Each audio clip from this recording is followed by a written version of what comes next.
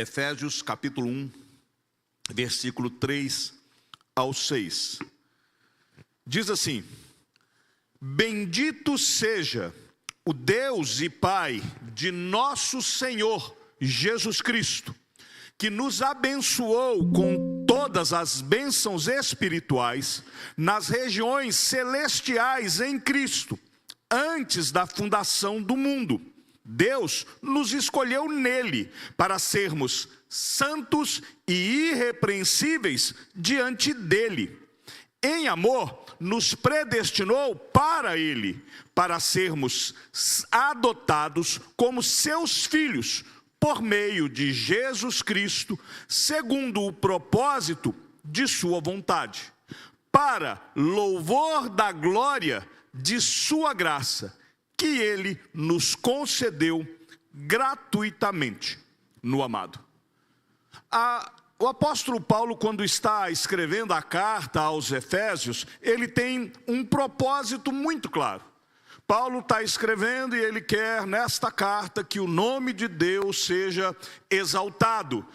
Paulo quer que Deus seja exaltado por sua obra de salvação através de Cristo, mas Paulo também quer mostrar que Deus está revelando o mistério da igreja. Deus está aqui trazendo à luz que a igreja de Cristo é aquela que recebeu esta salvação, recebeu as bênçãos celestiais de Deus, né? E Paulo também quer exortar os crentes. Ele traz uma exortação para que todos os crentes possam viver de acordo com a sua nova identidade.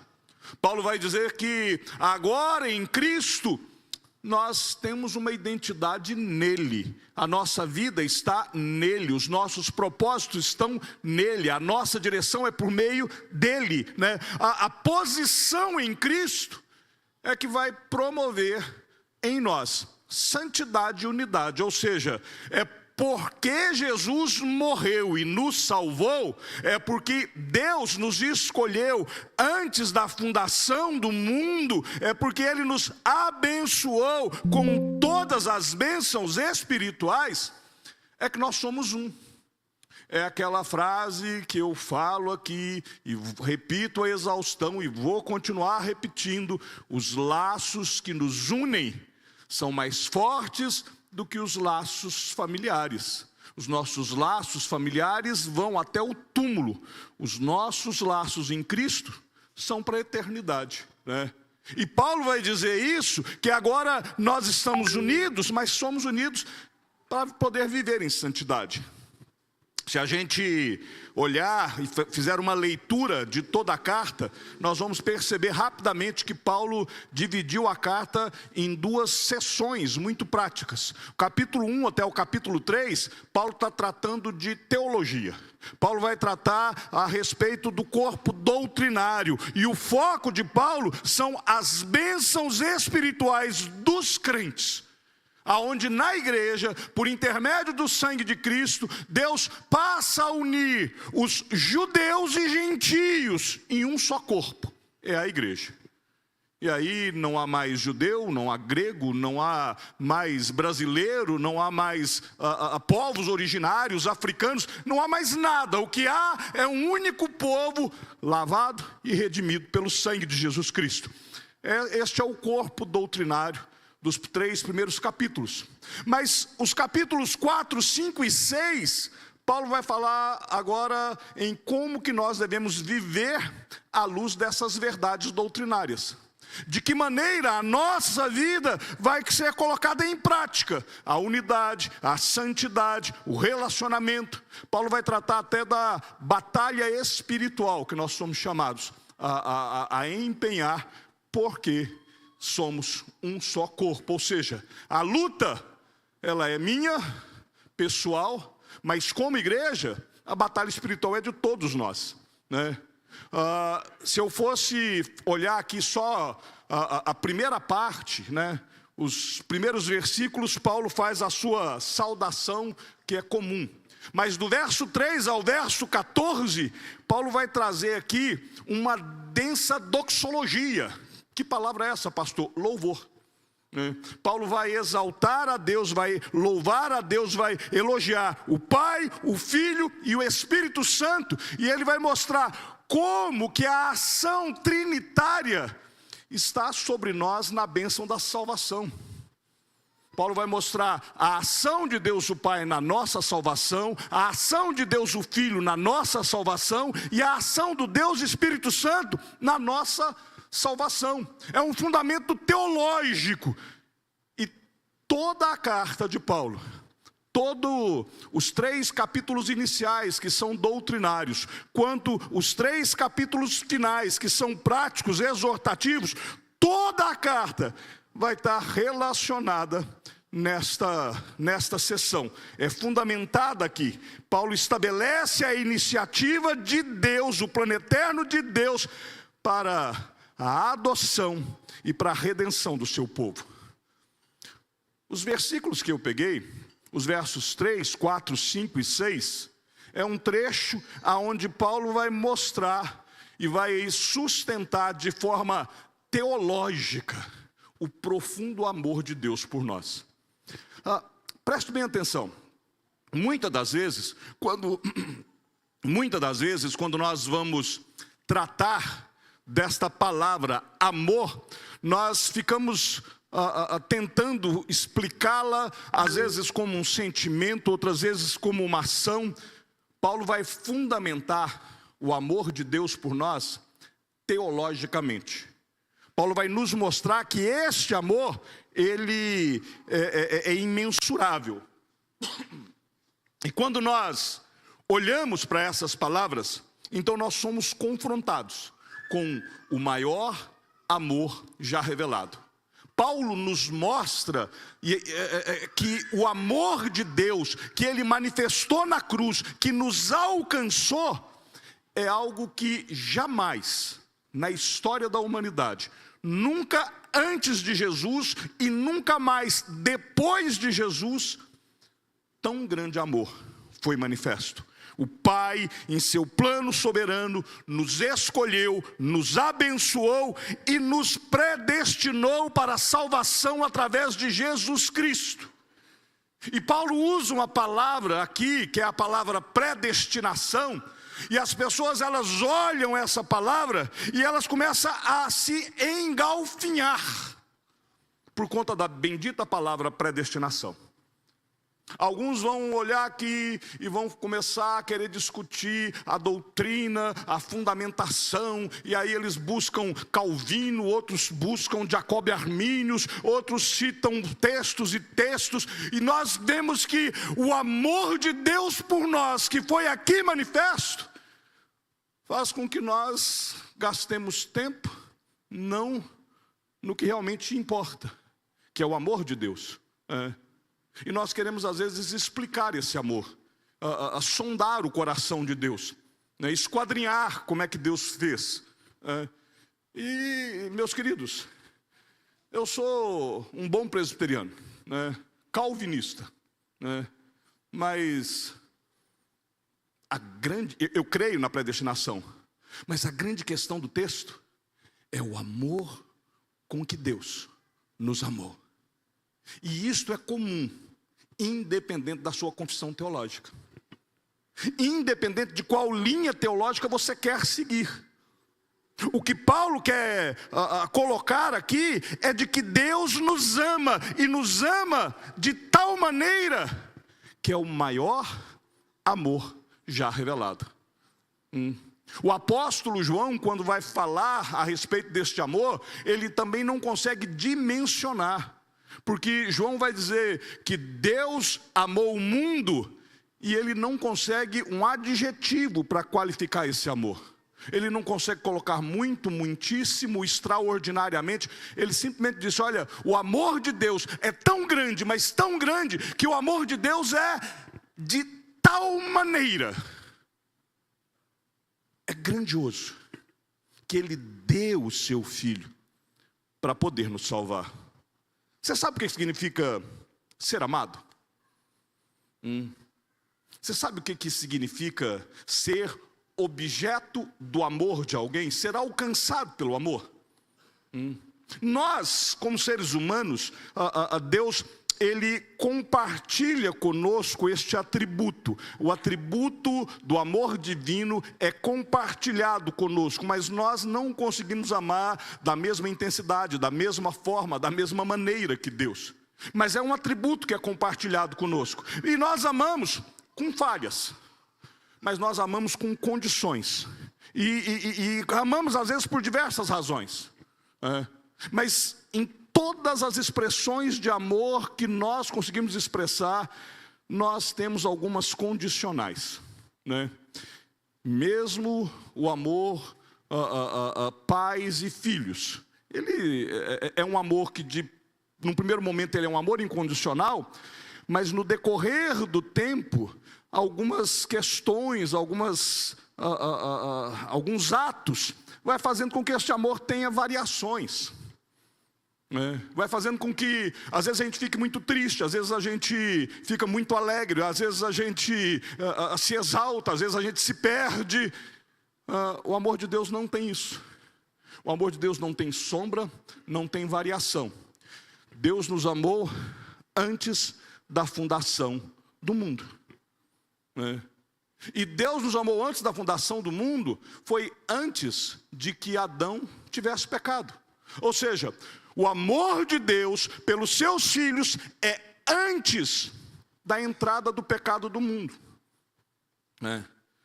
A teologia dá um palavrão para esse negócio. Ela fala que o amor de Deus ele é infralapsariano.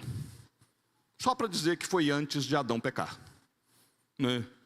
É antes deste lapso, é antes desse tempo. É por isso que a Bíblia vai dizer que o Cordeiro, Jesus Cristo, foi morto antes da fundação do mundo. Jesus, ele morreu no tempo determinado por Deus, de forma física, no ano, aproximadamente ano 33, mas a morte de Cristo foi antes da existência da própria humanidade. O Cordeiro já havia se sacrificado desta forma, Então, quando nós estamos falando do que significa ser amado, o nosso padrão não serve para poder olhar e comparar com o amor de Deus, A Bíblia nos revela um amor que transcende tudo aquilo que nós conhecemos. Nesta passagem, o apóstolo Paulo nos leva a uma compreensão de um amor tão profundo, tão eterno, que só pode ser descrito como um amor que escolhe, porque Deus escolheu nos amar. Ele olhou para nós, nas nossas falhas, nos nossos pecados, e Ele então nos escolheu amar antes de nós existirmos. O amor de Deus não começou quando nós nascemos. Deus não te amou na maternidade. Ele te amou antes da concepção materna. Eu me lembro do nascimento dos meus filhos. Eu acompanhei o parto, Eu brinco com a Leda, que eu conheço as entranhas dela. Eu fiquei de pé, olhando, eu sabia o que a médica estava na mão, E eu sou extremamente desconfiado, como um bom mineiro, Então eu ficava, a médica pegou o bisturi, E ela tá lá. Aí depois eu ficava falando na minha mente, ela colocou o bisturi na mesa. Agora ela pegou a tesoura, Agora ela pegou a toalha. E eu ficava olhando, por quê? Porque eu ficava com medo dela esquecer alguma coisa dentro da minha esposa. E eu ficava de olho, e a médica preocupada, pai, se você cair, ninguém te levanta. Eu falei, não se preocupe comigo, se eu cair, deixa eu aqui. Quando tirou os meninos, tanto Samuel quanto a Esther, eu fiquei olhando como é que a enfermeira ia fazer, a enfermeira saiu, eu virei para a Leda e falei, já volto, e eu fui atrás da enfermeira. Aonde vai colocar o meu filho? Qual que é a pulseirinha que está ali? Qual que é o berço? E tirei foto, para não esquecer. Mas, apesar de eu ter começado a amar os meus filhos, na concepção, eu orava, eu colocava a mão na barriga da Leda, eu conversava com a criança desde o ventre. Mas a intensidade do amor foi ali no nascimento. E quando a Leda ficou grávida a segunda vez, a minha preocupação era, será que eu vou conseguir amar com essa mesma intensidade? Eu fiquei preocupado durante algum tempo. Até que, quando veio novamente a Esther, eu olhei e eu percebi que o amor não se dividia, ele só se multiplicava. Mas Deus me amou antes de eu estar no ventre da minha mãe. Ele me amou por inteiro, ele me amou por completo, né? E o versículo 3, Paulo vai dizer que ele não só me amou, ele me abençoou com todas as bênçãos espirituais nas regiões celestiais. Essa palavra abençoar, ela significa falar bem, né? O termo que Paulo usa aqui é eulogel, é o mesmo termo que dá origem à palavra elogio, né? Paulo está dizendo que Deus nos abençoou, nos dando boas palavras. Ele nos abençoou falando bem de nós. Deus olhou e falou, eu amo, é meu filho. Mas sabe o que isso me constrange? É porque quando Deus me olha, naquele momento, Ele já sabia quem eu seria. Deus me ama, sabendo todos os pecados que eu viria cometer. Deus me ama, sabendo que eu, muitas e várias, e muito mais vezes do que eu gostaria, eu afrontaria a sua santidade. Mas Ele, apesar disso, Ele me abençoa. Ele não olha para os meus erros, Ele só olha e me abençoa. Deus nos abençoou com riquezas espirituais que nós nem conseguimos nominar, né? E quando nós entramos pela fé em Cristo Jesus, na presença de Deus, nós temos acesso a todas as riquezas espirituais que Ele reservou para nós. E não importa há quanto tempo você está na presença dEle, nem se você saiu da presença e está querendo voltar. Lembra que eu falei, o amor de Deus não tem sombra nem variação de mudança, né? Ou seja, quando você peca, Deus te ama com a intensidade que Ele te amou antes da fundação do mundo. Quando você pede perdão, Deus te ama com a mesma intensidade que Ele amou antes da fundação do mundo.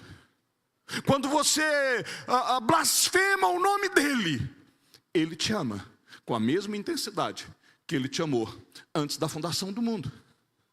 Olha para Pedro. Pedro nega Jesus, e quando Pedro nega Jesus, o amor de Deus sobre o apóstolo Pedro era o mesmo amor antes do apóstolo Pedro nascer. Ao ponto de que durante a vida de Pedro, Cristo fala, olha, o diabo está querendo te joeirar, está querendo te pegar, Pedro. Mas eu intercedi por você. Eu te amo, Pedro. E eu te amo de tal maneira que não tem nada que você faça ou deixe de fazer que eu vá deixar de te amar. Com amor eterno, eu te amei. E com benignidade, eu te atraí. O amor de Deus por nós é um amor antes da nossa existência. Ele nos amou primeiro. O amor de Deus por nós é um amor que precede o tempo. É antes do tempo, é antes da nossa existência. É um amor que nos alcança, não por quem nós somos, mas é um amor que nos alcança por causa de quem Deus é. E Ele então nos escolheu por sua soberana graça. Olha o verso 4, Pedro vai dizer na parte A, antes da fundação do mundo, Deus nos escolheu nele, né? E nos escolheu por sua graça. Não foi por causa de algo em nós. Deus não olhou para a sua vida e viu em você algo bom, mesmo que tenha. Mas ele olhou para a sua vida e viu o amor dele mesmo. Ele não estava olhando o seu potencial, quem você seria ou quem você deixaria de ser, né? Ele não te escolheu por suas qualidades, mas ele te escolheu pelo seu amor, pelo seu propósito. Ele te selecionou para ele, para um propósito específico. Deus não nos escolheu porque nós somos especiais, né? Nós não somos especiais. Nós não somos, né? O nosso coração, o nosso desejo, a nossa mente, a gente quer se sentir especial, né? Ai, Deus me amou porque Ele olhou algo em mim. Eu sou especial porque Deus me ama. Não, você é pecador e sendo pecador Deus te amou, né? Nós somos especiais é pela graça que nos foi dada. A eleição é um mistério insondável, mas é a base da nossa segurança. Eu posso ter certeza da minha salvação porque Deus me ama. Eu posso ter certeza da minha salvação por quem Deus é. A escolha de Deus deve gerar em nós humildade. Nós devemos viver com gratidão, com comprometimento com a vontade dEle, né? Jesus diz: não fostes vós que escolhestes a mim, mas eu vos escolhi. Salvação é resultado da escolha divina, né? Então, quando eu compreendo que o amor de Deus me escolheu antes de existir, né, e o amor de Deus foi com um propósito, eu vou olhar e vou perceber que o amor de Deus, ele me molda para a santidade. Este é o propósito de Deus. Deus não me amou porque eu era santo. Deus não me amou porque Ele viu que eu poderia ser santo. Deus não me amou porque eu era bom.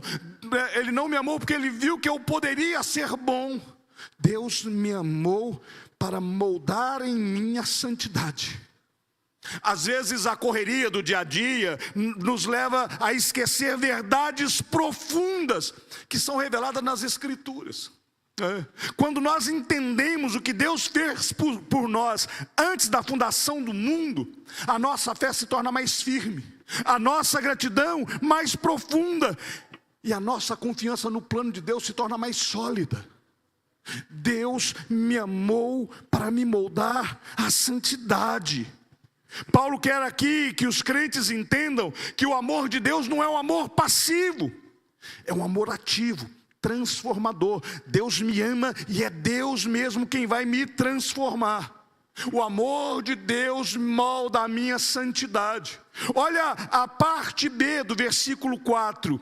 Deus nos escolheu nele para sermos santos e irrepreensíveis diante dele, né? O amor de Deus não é um fim em si mesmo, né? Deus nos escolheu com este propósito. O propósito de Deus é nos transformar em um povo santo. É a ação sobrenatural de Deus sobre nós é que nos conduzirá à santidade, né? A escolha de Deus tem o objetivo a nossa santificação. Deus vai nos santificar, né? É o próprio Deus que vai perseverar por nós, né? Ser irrepreensível em amor significa que a nossa santidade é permeada pela característica de Deus que está em nós, que é o amor, né? E aí nós olhamos e vemos que o amor de Deus nos escolheu antes de existirmos, nos escolheu com o propósito de sermos santos, mas esse amor é o que nos adota como filhos. É o amor de Deus que nos adota como filhos. Deus nos faz filhos, né? A adoção, ela é um conceito poderoso, né? A adoção, ela é um pai que adota uma criança, não porque a criança mereça, mas porque os pais vão até lá e os pais olham aquela criança, eles não sabem o que essa criança será, quais são os problemas, o que tem, mas eles olham e decidem amar. E decidem torná-la parte da família.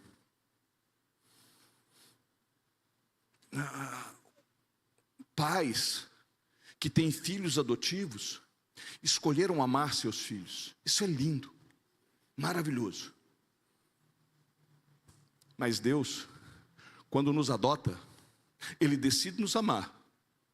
E diferente dos pais que decidem amar filhos adotivos, Deus sabia todos os defeitos que nós daríamos, todos os problemas que nós causaríamos. E Ele nos ama, nos adota como filhos. O amor nos concede esse status de filho amado, né?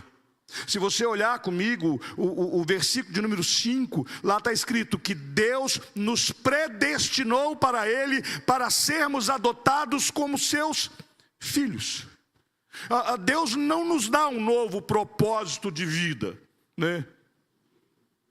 Deus nos dá um único propósito. O propósito de Deus para as nossas vidas é sermos santos, é sermos parecidos com Ele mesmo. Assim como Deus é santo, Deus nos chama para ser santos, né? E Deus, além de nos dar este propósito de viver em santidade, Ele nos dá uma nova identidade. Nós não somos criaturas, nós somos filhos. Nós não somos simplesmente seres criados, nós somos filhos. Quando nós nos rendemos a Cristo, diz a Bíblia, que a todos que se convertem, a todos que confessam o nome, Deus deu o poder de serem filhos, né?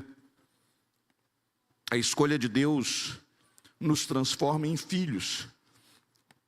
E aqui, logo no verso 5, quando Paulo vai falar a respeito que Ele nos predestinou, o significado não tem outro. Deus determinou previamente, né? Eu não vou entrar aqui na polêmica. Deus fez isso por sua soberania, ou Deus fez isso porque Ele sabia quem iria crer? Eu não vou entrar na polêmica, né? Mas Deus, previamente, nos predestinou. Deus, de forma soberana, Ele decidiu nos adotar como filhos, e Ele então nos tira de uma condição de separados, a escravidão do pecado, e nos integra em sua família, e nos confere todos os direitos, todos os privilégios, e a segurança de sermos filhos amados. A escolha de Deus nos transforma em filhos. E agora, como filhos adotivos de Deus, nós temos acesso a todas as bênçãos e direitos da família divina. É por isso que a Bíblia vai dizer que agora nós somos co-herdeiros com Cristo. Toda a herança que Cristo tem como filho nos foi outorgada. O amor de Deus nos deu esse mesmo direito. É bênção. E isso deve nos encorajar a vivermos de acordo com essa nova identidade. Como herdeiros de Deus e co-herdeiros com Cristo, né? A adoção espiritual é o maior milagre que Deus realiza na vida de qualquer pessoa. Você, como ser humano, é herdeiro da natureza de Adão. Você é um Adãozinho desde o nascimento, pecador. E por causa do teu pecado, você e eu merecemos o inferno. Nós merecíamos o juízo de Deus. Mas Deus nos transforma em filhos adotivos e realiza o maior milagre: transformar pecadores em santos. Transformar condenados ao inferno em co-herdeiros com Cristo. Isso tem que gerar em nós gratidão. Nós temos que ser gratos a Deus, né? Sabe por quê? Porque o amor de Deus nos constrange a vivermos para a sua glória. O resultado de tudo isso é vivermos para a glória de Deus, né? O amor de Deus nos salvou desde a eternidade. O amor de Deus nos molda para a santidade. O amor de Deus nos adota como filhos. Mas essa graça, ela não apenas nos salva, ela nos transforma em adoradores constantes. O amor eterno, transformador, gracioso, nos constrange a viver uma vida de louvor e dedicação. Qual o propósito? A glória eterna da graça, do favor imerecido de Deus. Foi por isso que Deus nos amou, para que a nossa vida pudesse ser uma vida que glorifica o nome dEle. Eu passo a olhar para o amor de Deus, e agora eu passo a viver numa guerra interna, uma luta pessoal. Porque eu sei que o meu pecado afronta a santidade de Deus. Mesmo que Ele continue me amando apesar do meu pecado, eu não quero constranger Deus. Eu quero ser constrangido por este amor e viver para a glória dEle. Paulo escreve para que os crentes possam compreender que a segurança e a grandeza da salvação estão fundamentadas neste amor eterno. E sustentados por este amor, eu quero viver de conformidade com este amor. Eu quero responder a este amor. E a resposta ao amor de Deus é viver para a glória dEle. Paulo fala para os coríntios: portanto, quer comais, quer bebais, ou façais outra coisa qualquer, fazei tudo para a glória de Deus. Por quê? Por causa deste amor eterno que me constrange a viver para a sua glória, né? Nós somos chamados a responder com gratidão e louvor, né? O amor eletivo de Deus nos incentiva a viver desta forma.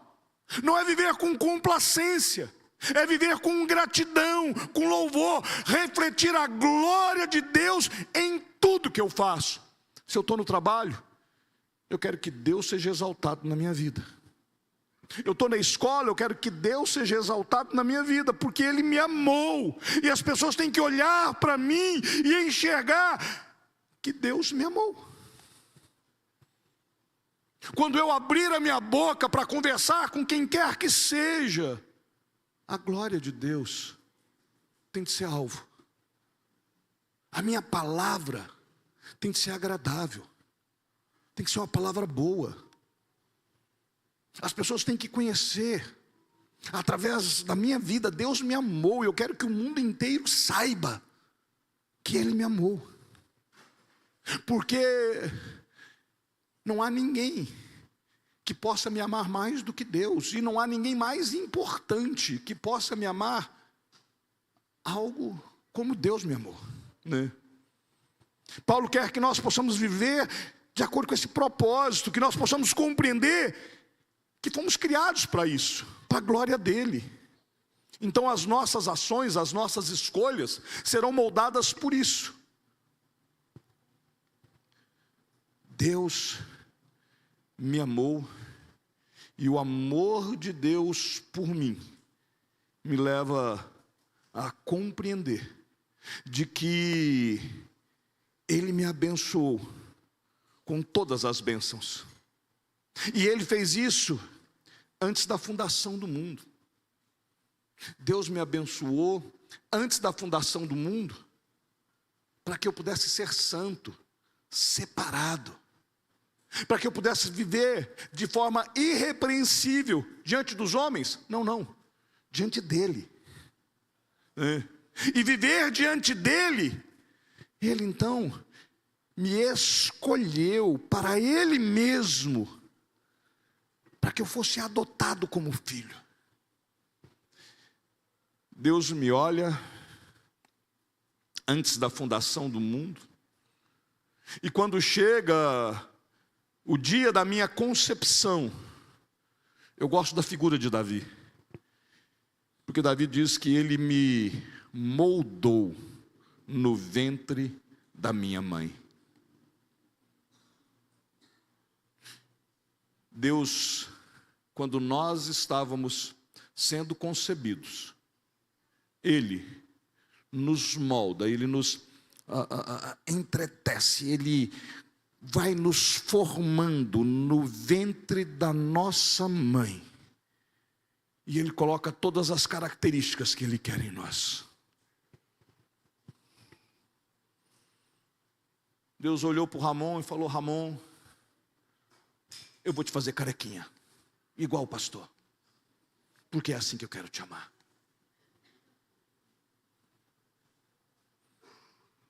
Eu vou te fazer, Henrique, gordinho, mas não é para você relaxar, é para você cuidar. Eu vou te fazer loiro, moreno, alto, baixo. Eu vou te fazer cego, surdo. Não importa. Eu estou te fazendo de tal maneira que eu vou te amar do jeito que eu te fiz. E eu estou te formando desta forma, estou te adotando como filho, não pelas suas características, mas por aquilo que Jesus Cristo vai fazer na cruz. E aí, meus queridos, nós olhamos para tudo isso e nós então podemos concluir que o amor de Deus nos escolheu antes da nossa existência, que o amor de Deus nos molda para a santidade, que o amor de Deus nos adota como filhos, que o amor de Deus nos constrange a vivermos para a sua glória. O amor de Deus é um amor que escolhe. Ele escolheu me amar. Por quê? Eu não faço a mínima ideia. E você quer que eu te diga uma coisa? Faço questão até de não saber. Porque sabendo quem eu sou, sabendo tudo o que eu já fiz e sabendo todo o potencial daquilo que eu ainda posso fazer, se eu estivesse no lugar do trono de Deus, eu olharia para mim e falava: não dá para salvar. E se você for sincero, você vai falar a mesma coisa a seu respeito. É por isso que nós chamamos de graça. O amor de Deus nos escolhe, e nos escolhe antes da fundação do mundo. É um amor que transforma e nos transforma para a santidade e para a adoção. É um amor que nos constrange a viver para a sua glória. Nós não somos amados por nossos méritos. Nós somos amados pela graça. É o favor de Deus. Se você ainda não experimentou esse amor que escolhe, esse amor que transforma. Se você chega aqui essa noite e fala: pastor, eu não tenho certeza se eu sou escolhido, eu não sei se eu sou amado, eu não tenho certeza da minha salvação. Eu quero te dizer que o amor de Deus se manifesta plenamente em Jesus Cristo. Creia nele. Creia nele. E tenha certeza do amor de Deus por sua vida. E aí, tendo essa certeza, e para aqueles que já têm e já tomaram essa decisão de crer em Cristo, que sabem que foram eleitos, que são filhos adotados, eu te pergunto: como que você está respondendo a este amor? Como as pessoas estão vendo você e enxergando o amor de Deus por você na sua vida? Você está vivendo para a glória da sua graça? A minha oração por mim e por você é que a magnitude deste amor nos leve a uma dedicação ao chamado de Deus, seja no serviço, seja aqui na igreja, seja na comunidade, seja na família, que nós possamos viver para a glória dele. Paulo aqui nos lembra: somos abençoados, mas somos abençoados para podermos viver em santidade e glorificar o nome dele. Saiba quem você é. Você é filho amado de Deus. Saiba por que ele te amou. Ele te amou porque o propósito dele é eterno. saiba como que você tem que responder a este amor, com uma vida de gratidão, adoração e fidelidade. Como eu disse, porque dele, por ele e para ele são todas as coisas. Então a ele seja a glória, hoje e para sempre. Amém.